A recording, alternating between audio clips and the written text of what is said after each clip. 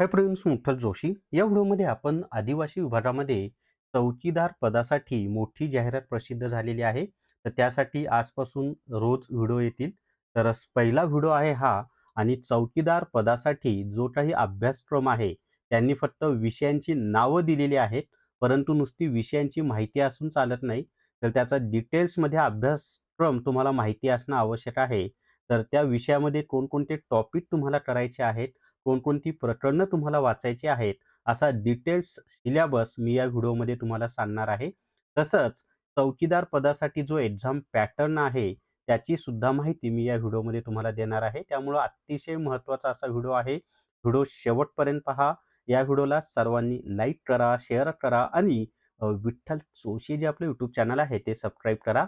त्याचबरोबर जर तुम्हाला आदिवासी विभाग चौकीदार पदासाठी रेकॉर्डेड व्हिडिओ कोर्स घ्यायचा असेल तर प्ले स्टोअरवरून विठ्ठल जोशी ॲप डाउनलोड करा आणि आदिवासी विभाग चौकीदार रेकॉर्डेड व्हिडिओ कोर्स विकत घ्या. फक्त 500 प्लस जी-एस-टी इतकी कमी फी आहे याची. याच्यामध्ये सामान्य ज्ञान, बौद्धिक चाचणी, मराठी व्याकरण, इंग्लिश ग्रामर यांचे रेकॉर्डेड व्हिडिओ तुम्हाला दिलेले आहेत आणि संपूर्ण सिलेबस यामधनं कव्हर होतो आणि परीक्षेला डेफिनेटली तुम्हाला याचा फायदा होणार आहे. ज्या पद्धतीनं न्यायालय भरतीमध्ये जशास तसे प्रश्न आले होते, तसंच तुम्हाला या परीक्षेमध्ये सुद्धा या कोर्सचा डेफिनेटली फायदा होणार आहे आणि फी फक्त 500 प्लस जी-एस-टी आहे. मग आता चला तर मग आपण आता सिलेबसची माहिती पाहूयात.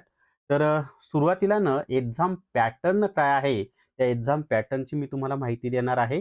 तर एक्झाम पॅटर्नमध्ये पहा, की सर्व पदांसाठी फक्त मराठी माध्यमातूनच संगणक प्रणालीद्वारे ऑनलाईन परीक्षा वस्तुनिष्ठ बहुपर्यायी स्वरूपात होईल. म्हणजे परीक्षेचं माध्यम कोणतं आहे? फक्त आणि फक्त मराठी माध्यम यांनी स्पष्ट दिले, की फक्त मराठी माध्यमातूनच प्रश्न विचारले जाणार आहेत. त्याच्यानंतर संगणक निगेटिव्ह मार्किंगचे सुरुवातीला सांगतो. तर या परीक्षेसाठी निगेटिव्ह मार्किंग नाही पहा. निगेटिव्ह मार्किंग आहे का?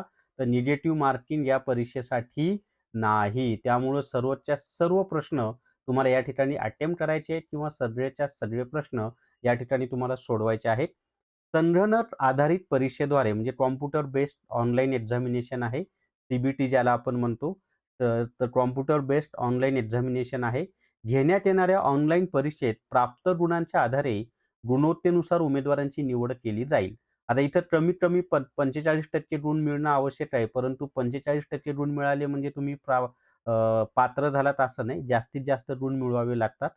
संगणक आधारित परीक्षेद्वारे घेण्यात येणाऱ्या ऑनलाईन परीक्षा वस्तुनिष्ठ बहुपर्यायी स्वरूपात असेल व प्रत्येक प्रश्नास 2 गुण असतील. म्हणजे ही परीक्षा ऑब्जेक्टिव्ह टाइपची होणार आहे आणि त्याच्यामध्ये एका प्रश्नाला 2 गुण तुम्हाला असतील.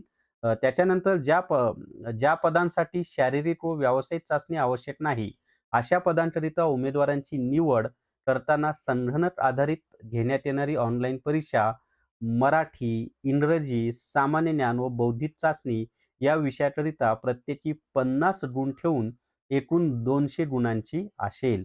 म्हणजे या ठिकाणी पहा, तुम्हाला सोप्या भाषेत खाली डिटेल्समध्ये सांगतोच मी तुम्हाला, की म्हणजे मराठी व्याकरणाला 50 गुण आहेत. ते खाली मी डिटेल्स सांगतो. एकूण 200 गुणांची ही परीक्षा आहे. संगणक आधारित ऑनलाईन परीक्षेसाठी अभ्यासक्रम खालीलप्रमाणे आहे. त्याच्यामध्ये काय दिले त्यांनी, तर मराठीसाठी 50 गुण दिलेत. पण प्रश्न किती येणार आहेत माहिती आहे का? 25 येणार आहेत. का? तर एका प्रश्नाला 2 गुण असतील असं यांनी दिलेलं आहे ना. मग मराठी व्याकरणाचे 25 प्रश्न असतील. इंग्रजी व्याकरणाचे 25 प्रश्न असतील. सामान्य ज्ञानचे 25 प्रश्न असतील. बौद्धिक चाचणीचे 25 प्रश्न असतील. 25 प्रश्न 50 गुण. म्हणजे बुद्धिमत्ता चाचणीच तुम्हाला या ठिकाणी करायचं आहे आणि वेळ 120 मिनिटे म्हणजे 2 तास त्यांनी दिलेले आहेत. किती वेळ दिलेला आहे? 2 तास त्यांनी दिलेला आहे. म्हणजे 2 तासामध्ये तुम्हाला 100 प्रश्न सोडवायचे आहेत. 120 मिनिटांमध्ये 100 प्रश्न. त्यामध्ये 25 प्रश्न हे बौद्धिक चाचणीचे असणार आहेत. मग बाकी मराठी, इंग्रजी, सामान्य आणि प्रत्येकी 25 प्रश्न असतील. तर हा होता एक्झाम पॅटर्न. म्हणजे चौकीदार पदासाठी जो काही एक्झाम पॅटर्न आहे किंवा चौकीदार पदाचं जे परीक्षेचं स्वरूप आहे, त्याचं ही माहिती मी तुम्हाला दिली. आता आपण ना प्रत्यक्ष जो अभ्यासक्रम आहे, त्या अभ्यासक्रमाची माहिती पाहूयात पहा. तर मराठी व्याकरणामध्ये आपल्याला कोणकोणते टॉपिक करायचे ते पहा.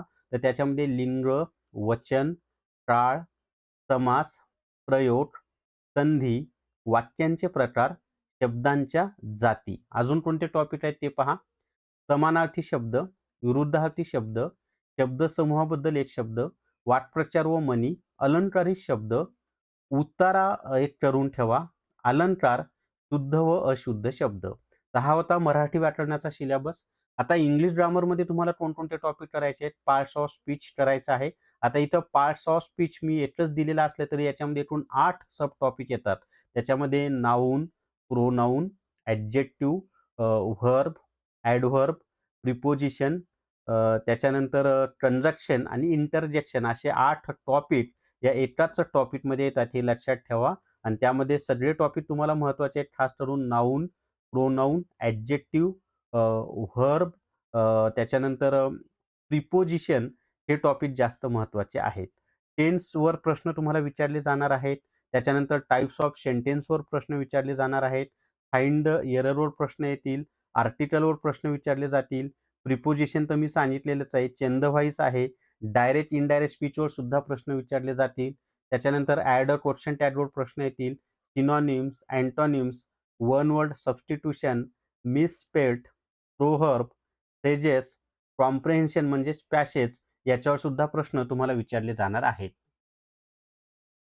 तर इंग्लिश ग्रामरचा सिलेबस तुम्हाला कळलेला आहे. आता आपण गणित, बुद्धिमत्ता यांचा सुद्धा म्हणजे बुद्धिमत्ता चाचणीचा सुद्धा अभ्यासक्रम पाहणार आहोत.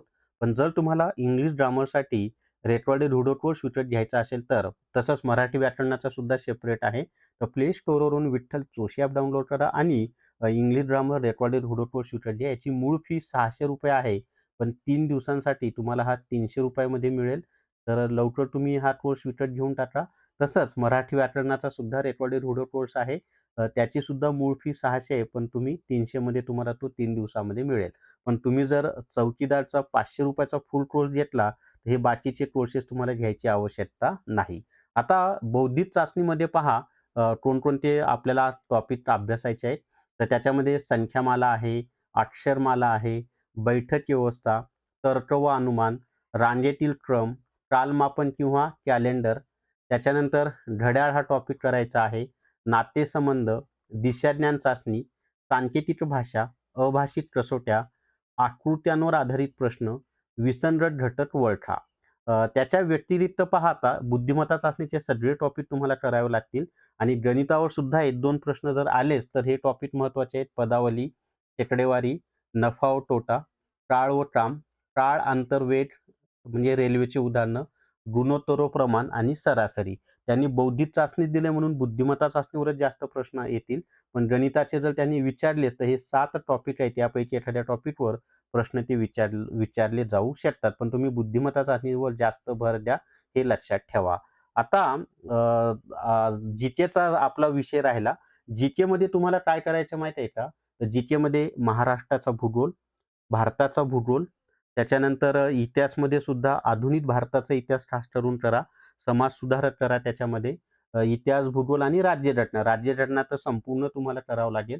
कारण एकूण 25 प्रश्न त्याच्यावर असणार आहेत. आणि चालू घडामोडी. चालू घडामोडीचा सुद्धा अभ्यास तुम्हाला जीकेमध्ये करावा लागेल. म्हणजे जीकेमध्ये काय-काय करायचं लक्षात आलंय? महाराष्ट्राचा भूगोल, भारताचा भूगोल, आधुनिक भारताचा इतिहास, समाज सुधारक, त्याच्यानंतर संपूर्ण राज्यघटना आणि चालू घडामोडी. एवढं तुम्हाला जीकेमध्ये करायचं आहे. कारण 25 प्रश्न त्यासाठी आहेत. आणि तुम्हाला जर गणित बुद्धिमत्ता चाचणीची मी स्वतः लिहिलेली पुस्तकं विकत घ्यायची असतील, तर मला 8806068618 या WhatsAppच्या नंबरवर मॅथ्स रिझनिंग बुक म्हणून मेसेज करा. फक्त ₹450 मध्ये तुम्हाला ही दोन्ही पुस्तकं घरपोच मिळून जातील. तर या व्हिडिओमध्ये एवढीच माहिती. या व्हिडिओला सर्वांनी लाईक करा, शेअर करा आणि विठ्ठल जोशी जे आपलं यूट्यूब चॅनल आहे ते सबस्क्राईब करा. थांबूयात. Thank you very much.